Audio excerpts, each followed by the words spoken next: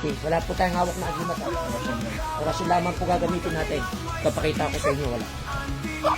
Walang mga suot siya. Kaya wala po mga suot.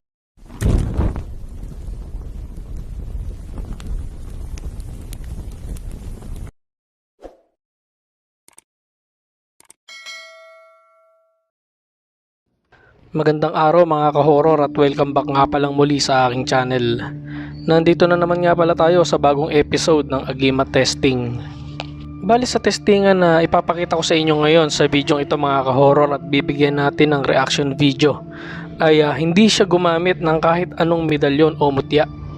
Wala rin siyang isinalang na kahit anong habak o estampita. At ang tanging ginamit niya lang sa testing na ito ay isang napakalakas na orasyon at dasal. At bilang patunay dito ay tinesting niya ito sa isang buhay na manok. At ang testingan na ito ay isinagawa walang iba kung hindi si Idol Ismatak Inatak. Siya lang naman yung antingero na talagang nagte-testing sa buhay na manok. Meron kasing isang kaibigan na nag-message sa aking Facebook page na Vince Andre.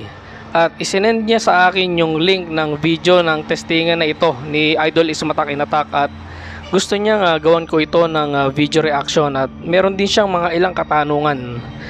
Agad ko namang ipinaalam ito kay Idol Ismatak Inatak at nagpaalam tayo na gagawa natin ng video.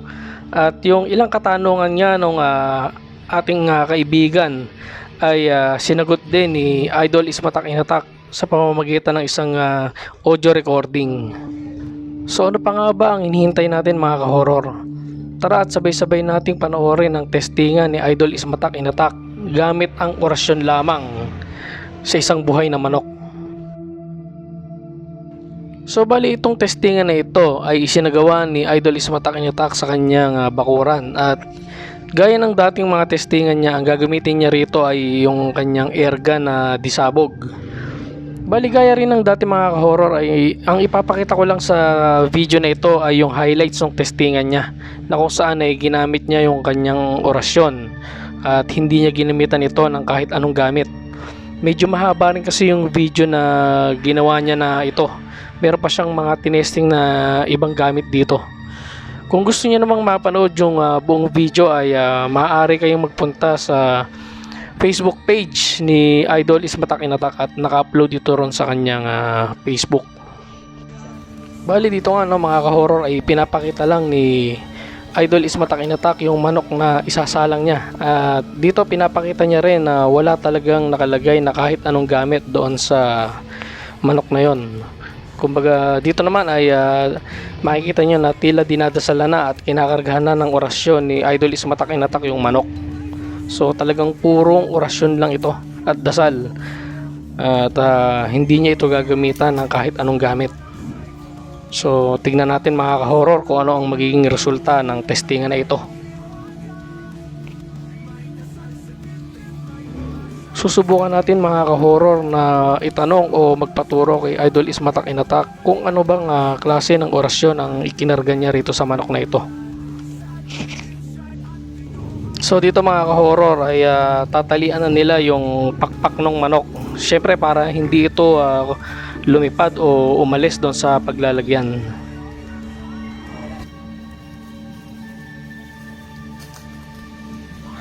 So yun mga ka-horror, isasalang na yung manok.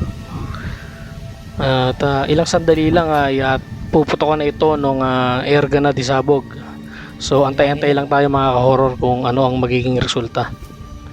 So yung testingan ni Idol Ismatak Inatak kung ikukumpara talaga natin doon sa mga sinauna niya ay mas okay ngayon. Kumbaga meron na siyang steady na camera na nakatutok lang doon sa gagawing testingan. Hindi tulad dati na merong naghahawak kung nasan siya itinututok doon yung camera kaya medyo nakakahilo. Ito isang angle lang Oh, yan. Tapos dito ay pinakita na yung bala na gagamitin, yung mga bulitas. So dito naman ay ikakarga na ito dun sa barrel. So panoorin natin mga ka-horror. So yun kinakarga na ron sa airgun yung bala. Yan, ipapakita dyan nakasalpak na yung mismong basyo at yung isang lagayan ay wala namang nakalaman. So dito ay puputokan na yung manok. So tingnan natin mga ka-horror kung tatalab ba yung orasyon na sinasabi ni Idol Ismatak Inatak na kahit walang anting-anting o agimat, medalyon o anumang mutya na ikinarga doon sa manok ay hindi ito tatablan.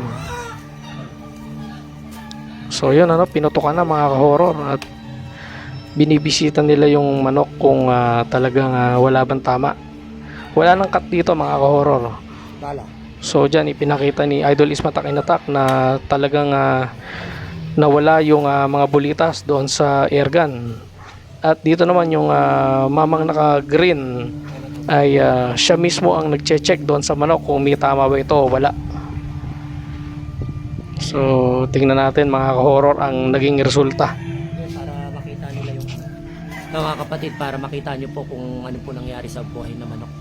Tingnan natin kung ano po nangyari. At tinatanggal po niya yung tali para makita po kung anong pangyayari. Tama, wala.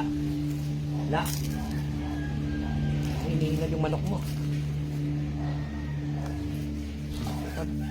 At yun nga mga ka-horror, dyan pinapakita na yung manok at talagang wala itong tama, hindi ito nagkaroon ng pinsala sa katawan.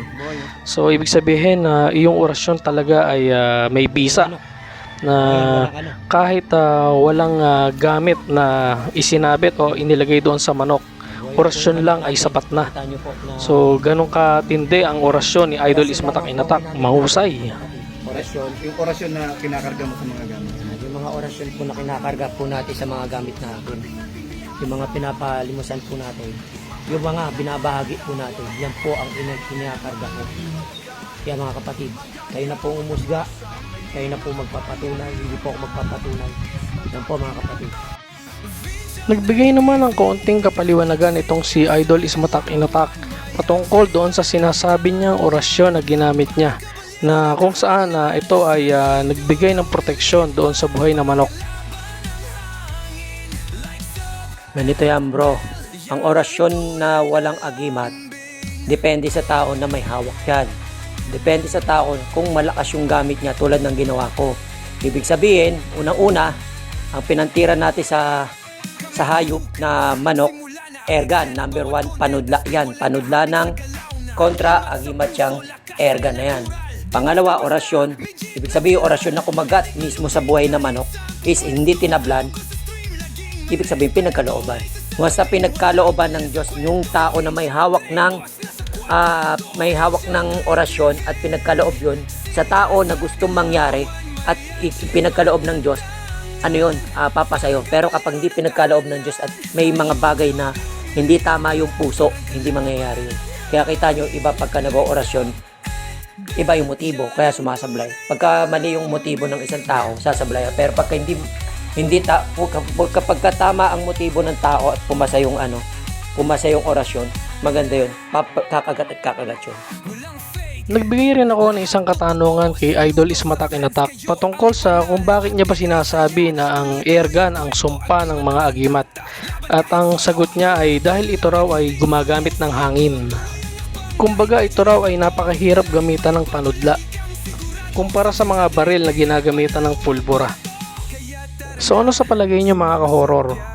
Kumbinsido ba kayo na ang ginawang testingan ni Idol Ismatak Inatak gamit ang napakalakas na orasyon ay kayang makapagligtas ng buhay ng isang tao?